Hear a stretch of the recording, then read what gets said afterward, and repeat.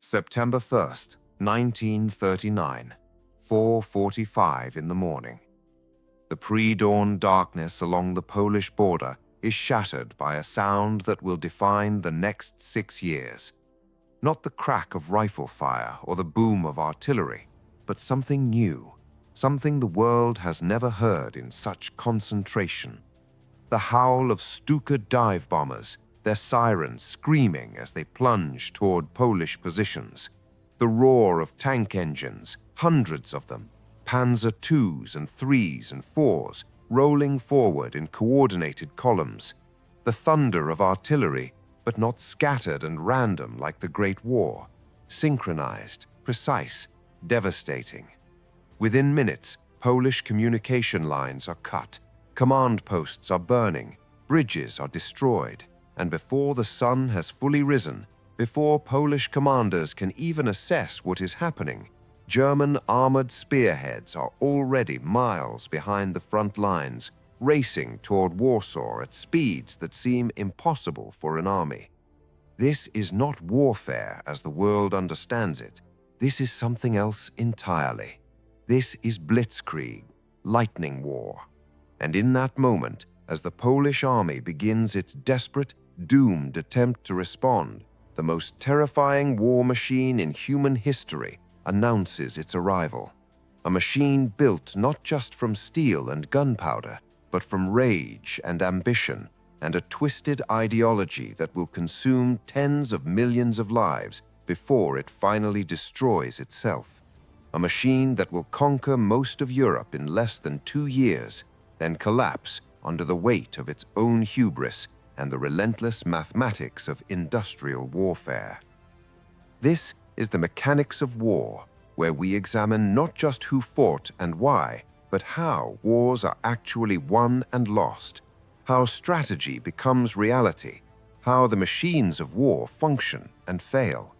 Today, we dissect the rise and fall of Nazi Germany's war machine, how it was built, how it conquered, how it died, and what its terrible efficiency teaches us about the nature of modern warfare and the fatal flaws hidden inside even the most powerful military systems. To understand how Germany went from defeated nation to continental conqueror to smoking ruin in less than 3 decades, we must first understand what defeat had done to it. November 11th, 1918. The Great War ends. 4 years of industrial slaughter conclude not with a German surrender on the battlefield, but with revolution at home. The Kaiser abdicates. The army, undefeated in its own eyes, marches home to a nation on the brink of chaos. And then comes Versailles. The Treaty of Versailles does not simply end the war. It attempts to ensure Germany can never threaten Europe again. The German army is limited to 100,000 men, no tanks, no aircraft, no general staff. The navy is reduced to coastal defense vessels. The industrial heartland of the Ruhr is occupied. Reparations are imposed, massive debts that will take decades to repay. And Article 231 declares that Germany and its allies are responsible for causing all the loss and damage of the war. War guilt written into international law. The psychological impact on Germany is catastrophic. Military officers, who had believed they were winning until the politicians betrayed them, speak of the stab in the back. Veterans return to unemployment and inflation so severe that a wheelbarrow of marks cannot buy bread. The Weimar Republic, born in defeat, struggles to maintain order while communist and fascist paramilitaries battle in the streets. The Great War was supposed to be the war that ended war. Instead, it created the conditions for something far worse. And in this chaos, in beer halls and street corners, a failed artist turned political agitator begins to speak. His message is simple. Germany did not lose the war, it was betrayed, and those responsible must be punished. Adolf Hitler offers Germans not just an explanation for their suffering, but a promise. Make me your leader, and I will restore Germany's strength. I will tear up the Treaty of Versailles. I will rebuild the military. I will make Germany great again. By 1933, he is Chancellor. By 1934, he is Führer, absolute dictator. And immediately he begins rearming, in secret at first, then openly defying Versailles. The machinery of the Nazi state gears toward one purpose: preparing for war. But here is what makes Hitler's war machine different from anything that came before. It is built not just on military strategy, but on ideology. Nazi racial theory, the belief in Aryan supremacy, and the necessity of Lebensraum, living space in the East. These are not propaganda added to justify military conquest. They are the foundational purpose of the conquest itself. The German military is not fighting for territory or resources alone. It is fighting to realize a vision of racial domination that requires the subjugation and extermination of entire peoples. This ideology will shape everything: the targets Germany chooses, the brutality of its occupation, the refusal to accept strategic reality, and ultimately, the catastrophic decisions that will destroy the entire machine. But in 1939, all that lies ahead. In 1939, Germany unveils a way of war that makes the world tremble. Blitzkrieg is not a single innovation. It is a system, a doctrine that integrates multiple technologies and tactics into a seamless whole. The Germans did not invent the tank, or the airplane, or the radio, but they understood how to use them together in ways no one else did. The doctrine begins with concentration of force. Rather than spreading armor along the front as support for infantry, German doctrine masses tanks into panzer divisions, concentrated striking forces that can punch through enemy lines. These divisions do not stop to consolidate gains or wait for infantry to catch up. They drive deep into enemy territory, racing for command centers, supply depots, communication hubs. Their goal is not to kill every enemy soldier, but to paralyze the enemy's ability to respond. While the panzers advance, Stuka dive bombers provide close air support, acting as flying artillery that can strike targets within minutes of being called. This coordination between ground and air forces, this combined arms approach, is revolutionary. Previous armies kept their air forces separate, using them for strategic bombing or reconnaissance. The Germans integrate them directly into ground operations, creating a hammer and anvil effect that is devastating. And binding it all together is radio communication. Every German tank commander can communicate with his unit, with supporting aircraft, with higher command. This allows for rapid coordination, for adjusting to battlefield conditions in real time. While Polish and French commanders are still sending motorcycle couriers with written orders, German tank commanders are calling in airstrikes by radio. The speed is what breaks the enemy. Traditional defensive doctrine assumes time to identify the main attack, shift reserves, organize counterattacks. Blitzkrieg gives them no time. By the time defenders understand where the main German thrust is, it is already behind them, cutting supply lines, surrounding entire armies. The psychological impact compounds the physical effect.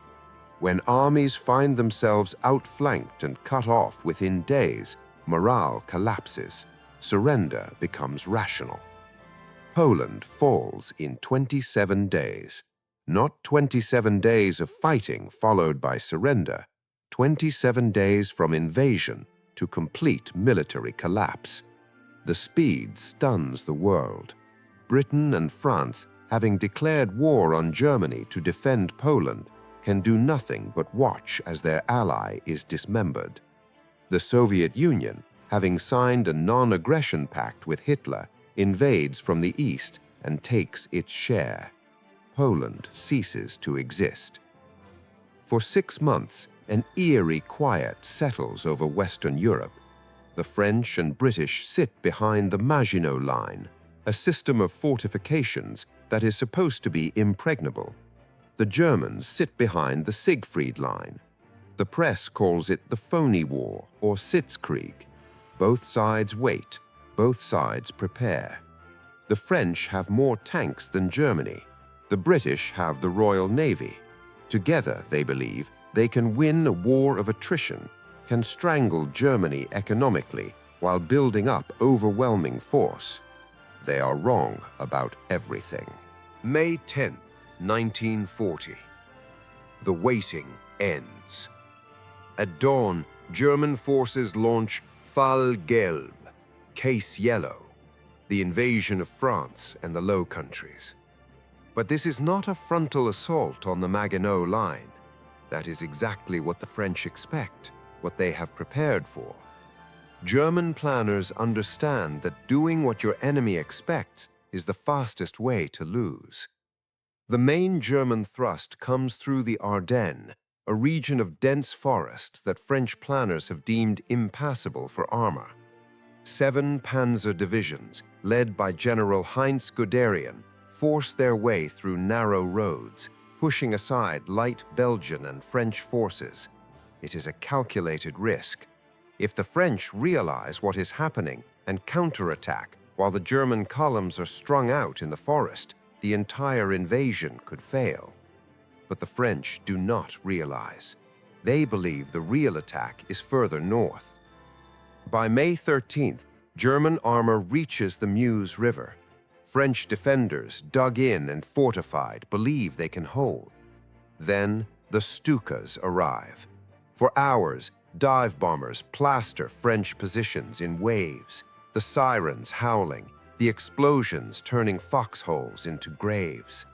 French soldiers, many of them older reservists who survived the Great War, break under the bombardment. By evening, German engineers have bridged the river. Panzers cross and begin their race to the channel. The speed of the German advance is almost hallucinatory. May 13th, they cross the Meuse.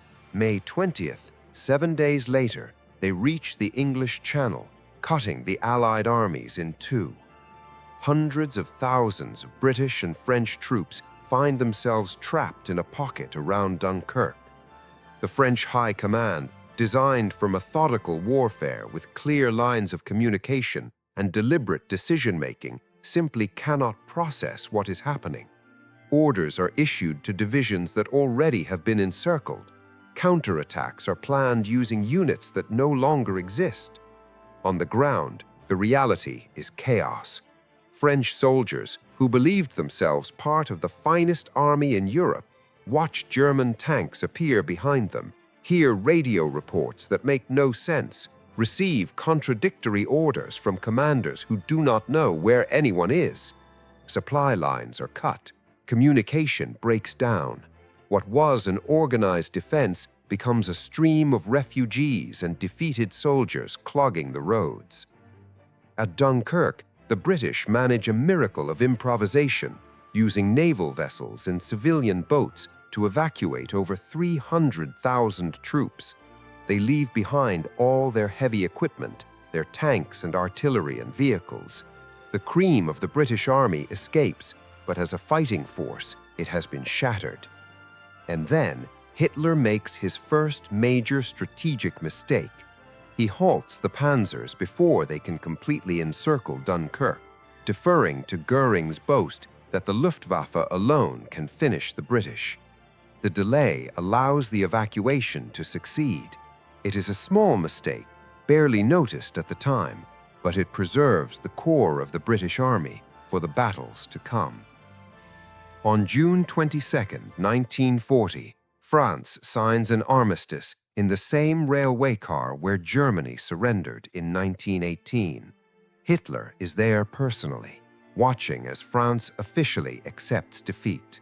The greatest military power in Europe has been crushed in 6 weeks. Hitler dances a little jig for the cameras. Germany controls Western Europe from Norway to the Spanish border. The Wehrmacht, the German armed forces, appears unstoppable. But appearances deceive. The first cracks in the war machine are already forming. Britain refuses to surrender. Winston Churchill, the new Prime Minister, makes it clear that Britain will fight on alone if necessary. Hitler, who had hoped Britain would recognize reality and make peace, is forced to consider invasion.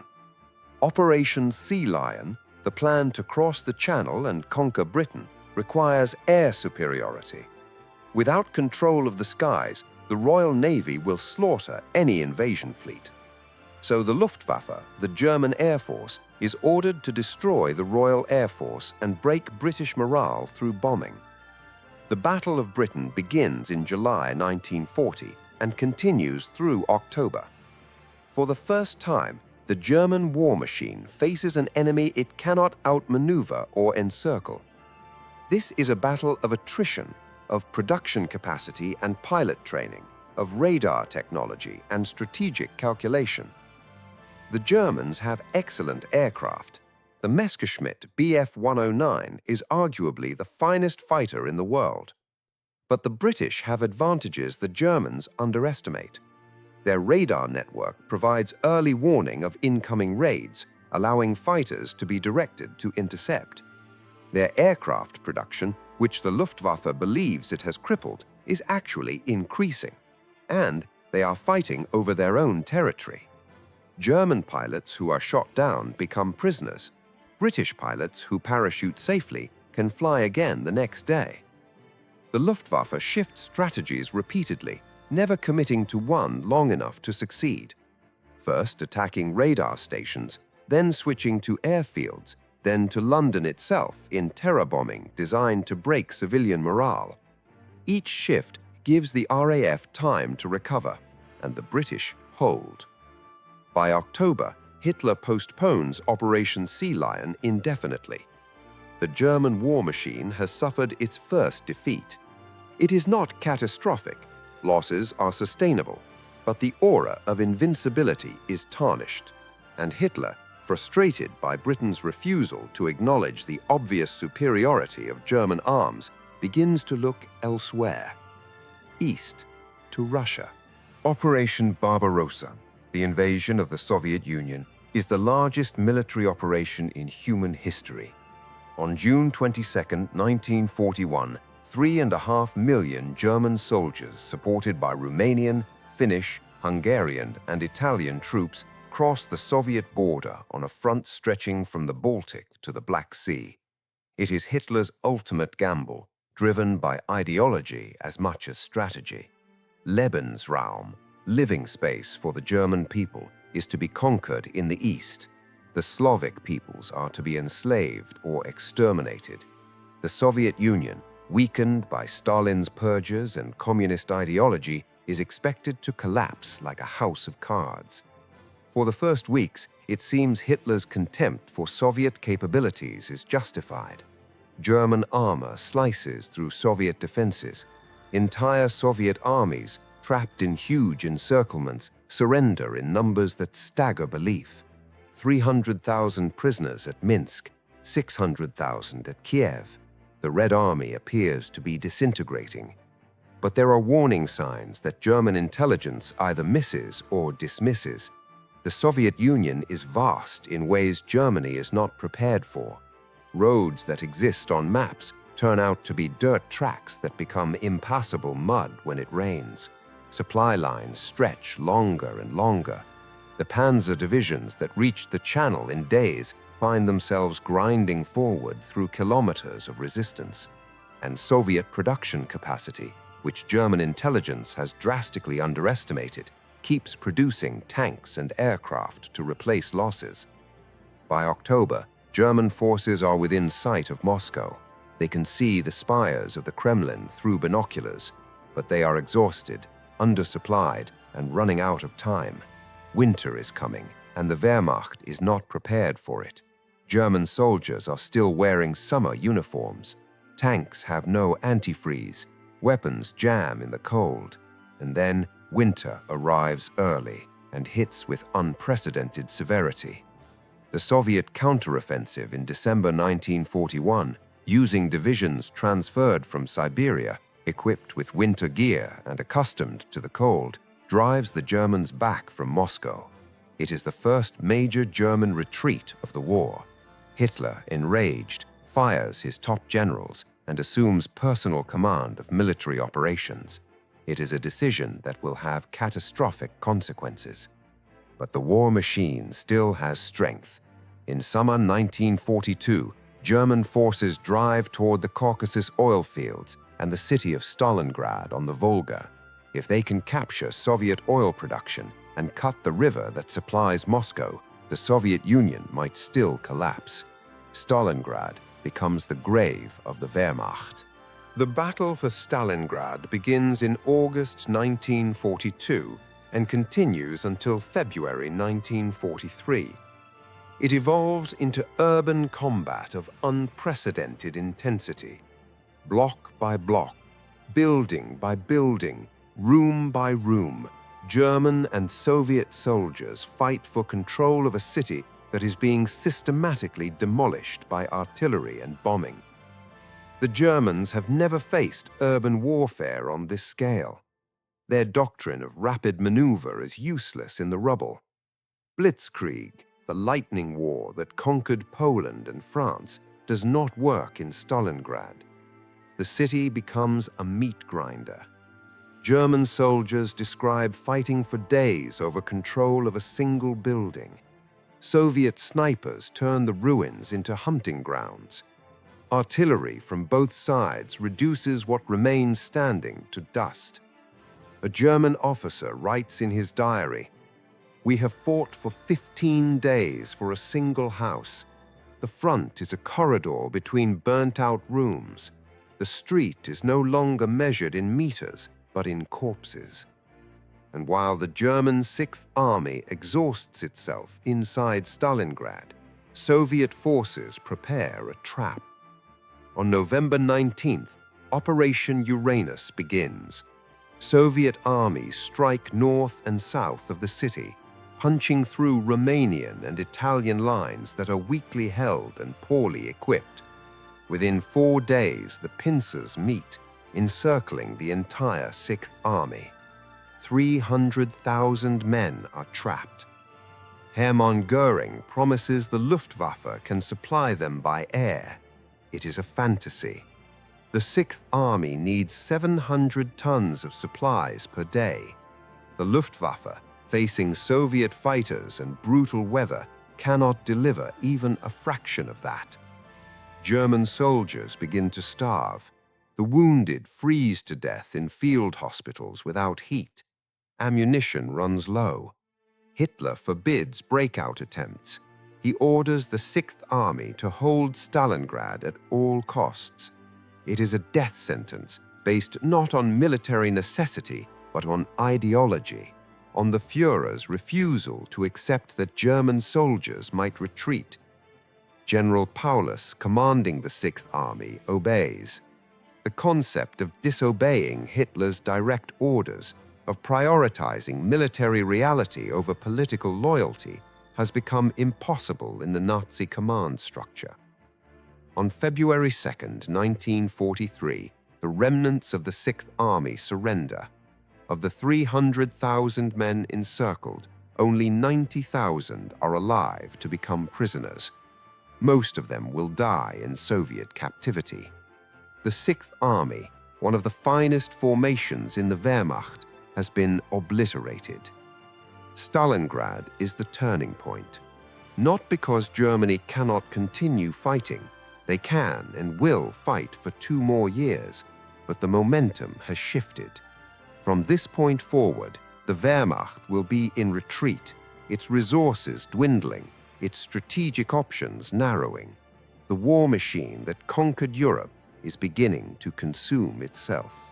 The mechanics of Germany's decline are as instructive as the mechanics of its early victories. The same factors that enabled Blitzkrieg, concentration of force and rapid exploitation, become fatal when applied to a multi-front war of attrition. Germany's industrial capacity is formidable but finite. By 1943, it is engaged in total war on 3 fronts: against the Soviets in the east, against the British and Americans in Italy and soon France, and against Allied strategic bombing that is systematically destroying German cities and factories. The arithmetic is brutal. The Soviet Union alone is producing more tanks than Germany every year. When you add American and British production, Germany is being buried under an avalanche of materiel it cannot match. Oil becomes the critical constraint. German forces run on petroleum, but Germany has almost no domestic oil production. They depend on Romanian oil fields and synthetic fuel production. As these are bombed and captured, the war machine literally runs out of gas. By 1944, German tank crews are receiving limited fuel rations, which restricts training. New pilots fly combat missions with minimal flight hours because there is not enough fuel for proper training. Aircraft sit grounded because there is no fuel to fly them. The strategic bombing campaign, though controversial in its effectiveness and morality, forces Germany to divert massive resources to air defense. Thousands of anti-aircraft guns that could be used against Soviet tanks are instead pointed at the sky. Fighter aircraft needed in Russia must defend German cities. The production of bombers for offensive operations is sacrificed to build more fighters for defense, and the quality of German forces declines. The veterans who conquered Poland and France are dead or wounded. Replacements are younger, less trained. Equipment breaks down and cannot be properly repaired because spare parts are scarce. The combined arms coordination that made Blitzkrieg devastating becomes impossible when tanks lack fuel, aircraft cannot fly, and radios lack batteries. But perhaps most destructive is Hitler's increasing control over military operations. After firing his generals in 1941, Hitler personally directs strategic decisions. He forbids retreats, even tactical ones that would save troops and shorten lines. He insists on holding every inch of ground, which results in entire armies being encircled and destroyed. Professional military officers who understand that trading space for time is fundamental to defensive warfare are overruled by a dictator who views any withdrawal as cowardice. The invasion of Normandy on June 6, 1944, opens a second major front in the West. German forces in France fight with desperate skill, but they are outnumbered and outgunned. Allied air superiority is so complete that German forces cannot move in daylight. Supply trucks are destroyed on the roads. Reinforcements are bombed before they reach the front. The Germans inflict heavy casualties and slow the Allied advance, but they cannot stop it. By August, Paris is liberated. By September, Allied forces reach the German border. In the east, Soviet armies have driven the Wehrmacht out of Russia entirely and are advancing through Poland toward Germany itself. The war machine is collapsing on all fronts. The final year of the war reveals the terrible resilience and ultimate futility of Germany's military system. Even as defeat becomes inevitable, the Wehrmacht continues to fight with effectiveness that amazes and frustrates the Allies. German soldiers, many of them teenagers or men in their 50s, fight delaying actions that inflict disproportionate casualties. The discipline and tactical skill that built the war machine remain even as the machine itself disintegrates. But strategic reality cannot be denied. In December 1944, Germany launches its last major offensive in the West, the Battle of the Bulge. It is a desperate gamble to split the Allied armies, capture the port of Antwerp, and force a negotiated peace. For a few days, it seems to be working.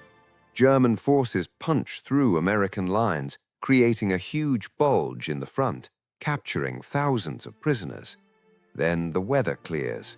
Allied aircraft, which could not fly during the initial assault due to fog, fill the skies.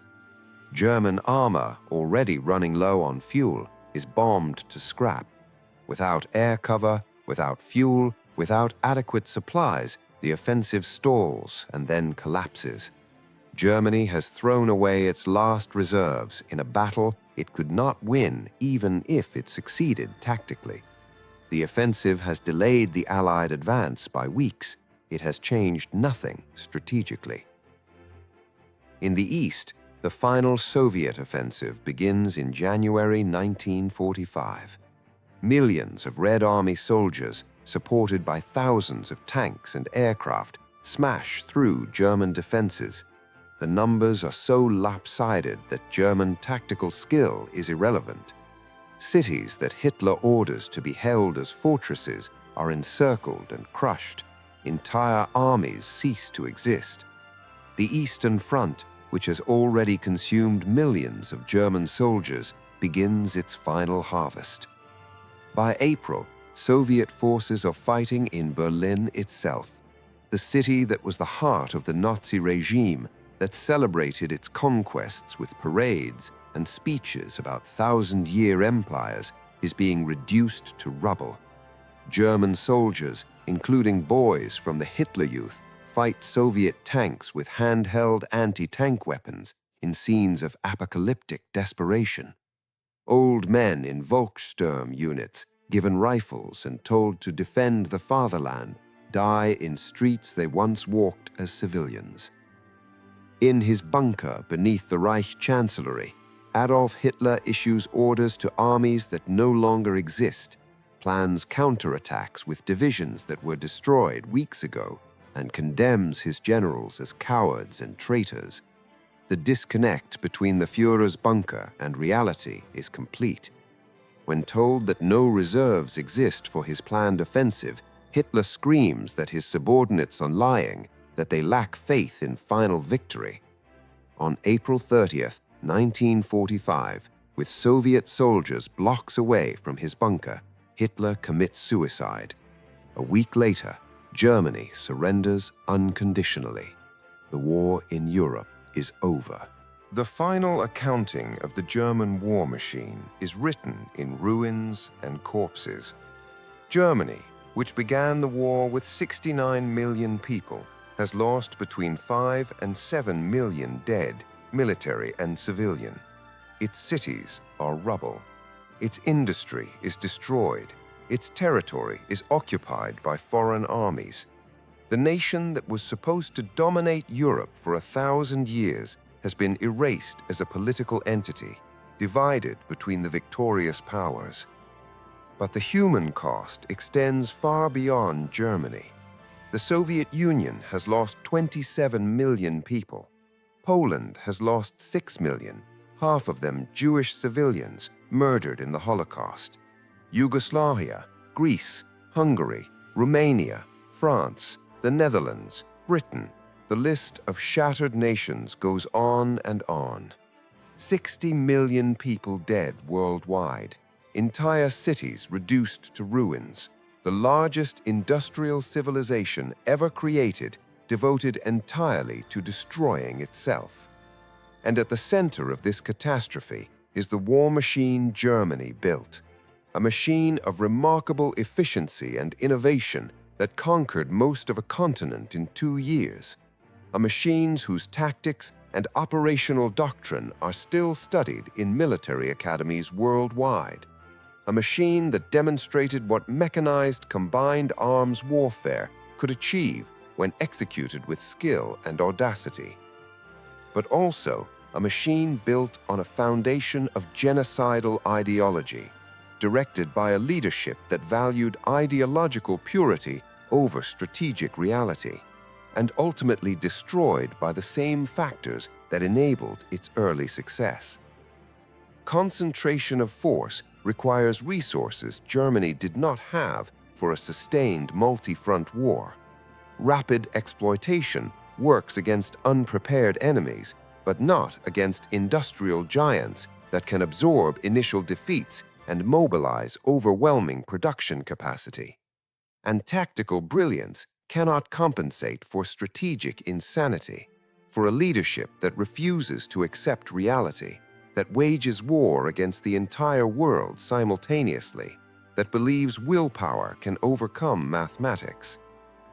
The mechanics of Germany's war machine reveal profound lessons about military power and its limits. Technology and tactics matter enormously. The side that innovates, that develops new doctrines and trains its forces effectively, has tremendous advantages. Germany's early victories were not accidents or lucky breaks. They were the product of serious military thinking and professional competence. But war is not just a tactical exercise. It is an industrial process, a logistical challenge, a test of economic systems and political stability.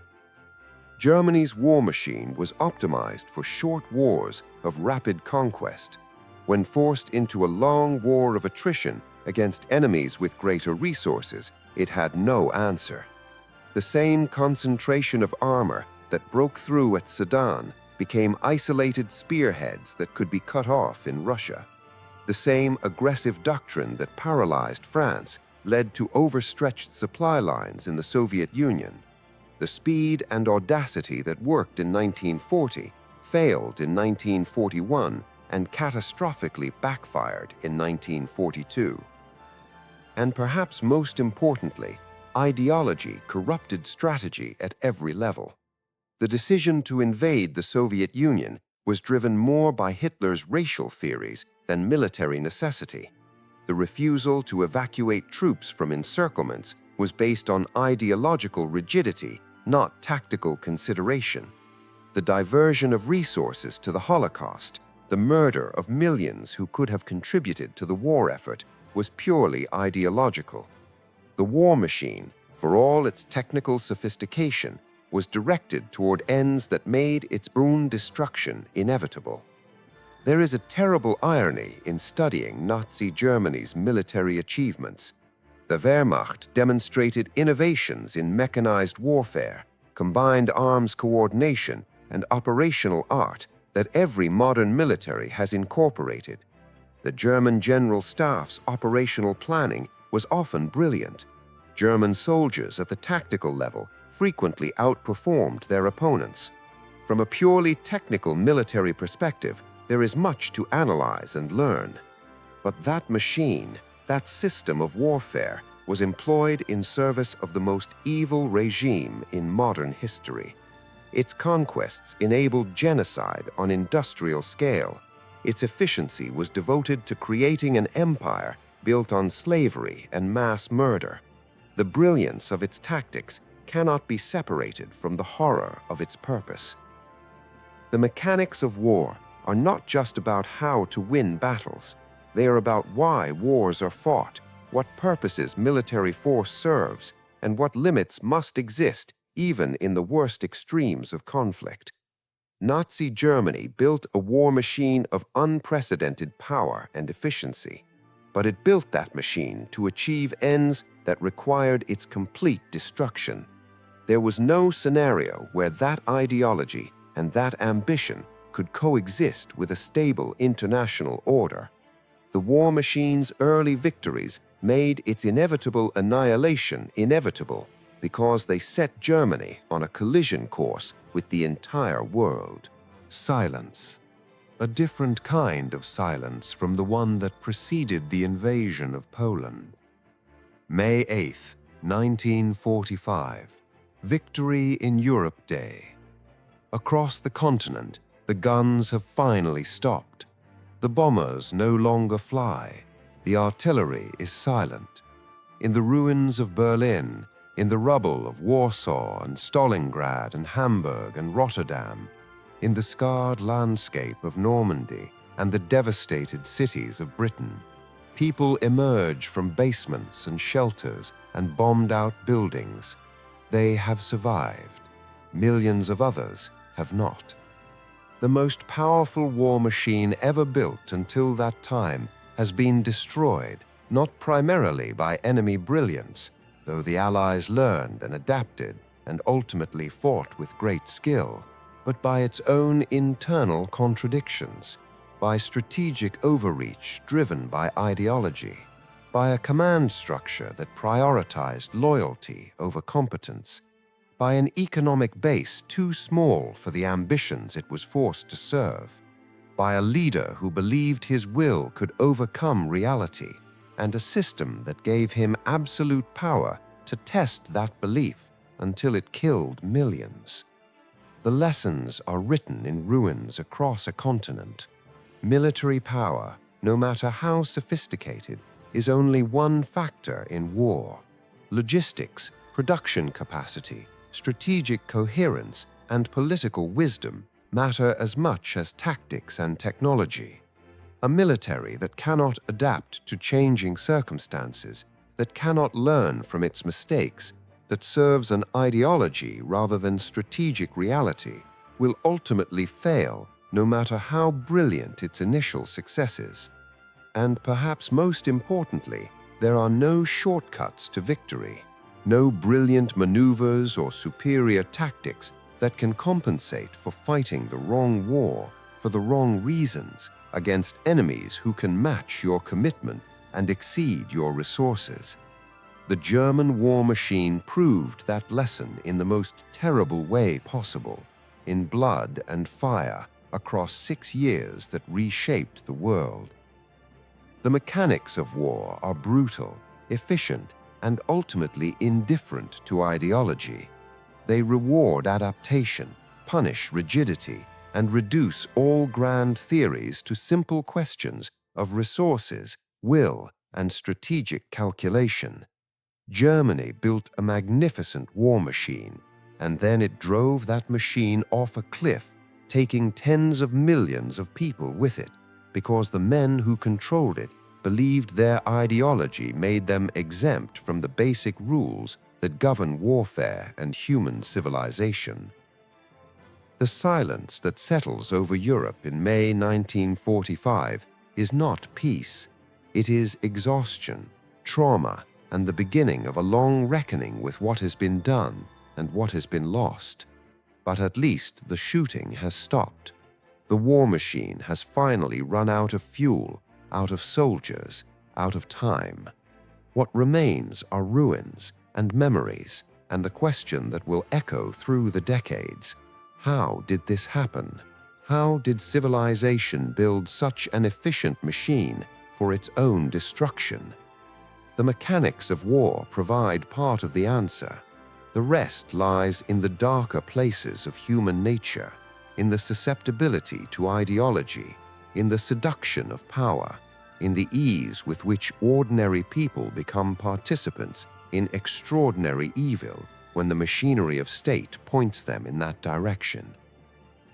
The war machine is destroyed, but the lessons remain, and we study them still, analyzing those campaigns and battles and decisions, not to glorify war, but to understand it, to learn how it functions and why it fails, so that perhaps someday we might find better ways to resolve the conflicts that have always divided humanity.